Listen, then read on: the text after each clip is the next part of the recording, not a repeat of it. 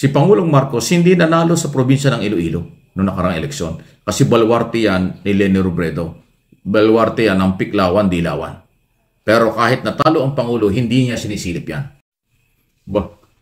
Magkasunod po na balitang positibo para sa mga Ilonggo, para sa mga taga Iloilo. Na noong araw ay mas kilalang ito ay baluarte ng mga Liberal Party o Piklawan, Dilawan ng nakarang eleksyon. Pero ngayon, tinutulungan ng Marcos administration itong mga personalidad na politiko dyan sa Iloilo.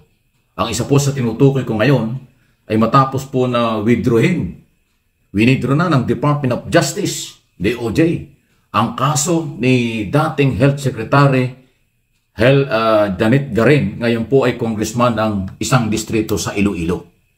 Ito yung sa isu po ng Deng Baksya, yung controversial na pinainit ng nakaraang gobyerno laban kay Garin. Okay? Pero ngayon, nakitaan ng DOJ na walang sapat na basihan itong mga kasong ito. Kung yung mga gugulita, nauna, halos magkasabay lang, na binigyan ng executive clemency si Mayor Jed Mabilo ng Iloilo City ni Pangulong Marcos na hinaras din nung nakaraang gobyerno. So, dalawa na po itong isyong ito na mga taga Iloilo ang nabibigyan ng pabor. Nagpapatunay lang na si Pangulong Marcos hindi nakatingin sa kulay ng politika. Kung ano ang tama sa rule of law at ano ang kailangan para ho sa pagbibigay ng hustisya at katahimikan sa mga pamilyang naharas, ito na ngayon ang galaw ng administrasyon. Kaya naman masaya si Congresswoman Janet Garin, dating Health Secretary, dito sa development na ito na ginawa ng Marcos administration. Pakinggan natin ang reaksyon ni Congresswoman Garin. Action of the Department of Health and Department of Justice under its new leadership, under the current administration. It was very clear from the start that this issue is being used as a sort of political harassment against me and other Filipino scientists and public health experts. This is very important because many of the cases that has been filed against us has long been dismissed. Unfortunately, what the Public Attorney's Office has been doing is refiling it again with another name. In other words, it's like a recycled case that is being continuously refiled and refiled. And apparently, it's very clear that up to this point of time, the ambulance chasing has not stopped.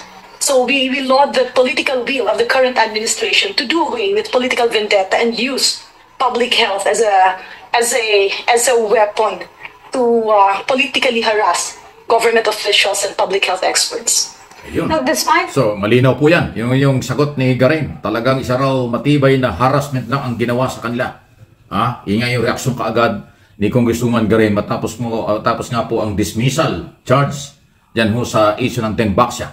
At winidraw nga po ng DOJ ang mga kasong pinay laban sa kanya nung nakaraang gobyerno. So, nakakadalwa na ang mga Ilonggo. Ayan, mabuhay ang mga Ilonggo sa buong bansa.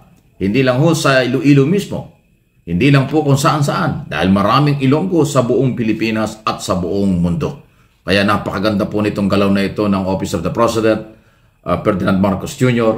Dahil dalawang taga-Iloilong politiko, isang mayor, ngayon ni Congressman, dating Health Secretary, ang pinapakawalan sa mga kasong kanilang kinakaharap. Sa paniniwalang hinaras lang sila. Ayan ulitin ko lang yung kay Mayor Mabilog na napaka-controversial na nagkaroon ng kaso sa ilalim ng Duterte administration, isinama pa sa listahan ng di umani drug lord, na-dismiss na ho yung nawala na yung kaso dahil nga ho executive clemency ay binigay ng Pangulo dahil ito'y naharas lang. Ito naman si dating Health Secretary Health Secretary Garin na pinalitan ni Duque noon na ito'y kasama ho sa mga kinasuhan at matinding harassment din ang ginawa. Pero ayan po, si Garin ay Health Secretary noong panahon ni Aquino. Pag-upo ng Duterte, diyan po nagsimula na yung katatakot na mga kasong ipinal sa kanya sa ating Baksya issue at ginamit pa yung PAW.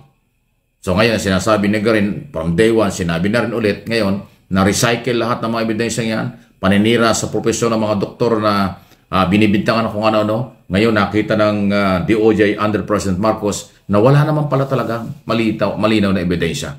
Kaya, dinismiss yung kaso. Ayan ang hakbang. Kaya ito yung tugon ng Pangulo at pagpapakita ng Pangulo na walang isyong politika.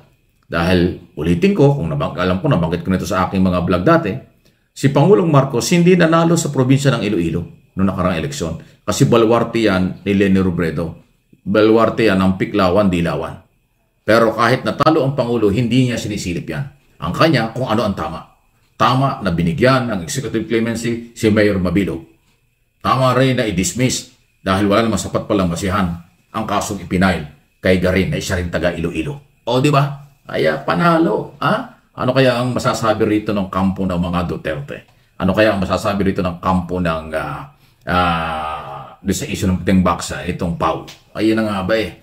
Kaya ewan ko, sobra ho ang politika. Isipin mo, sinira yung mga pangalan nitong grupong ito.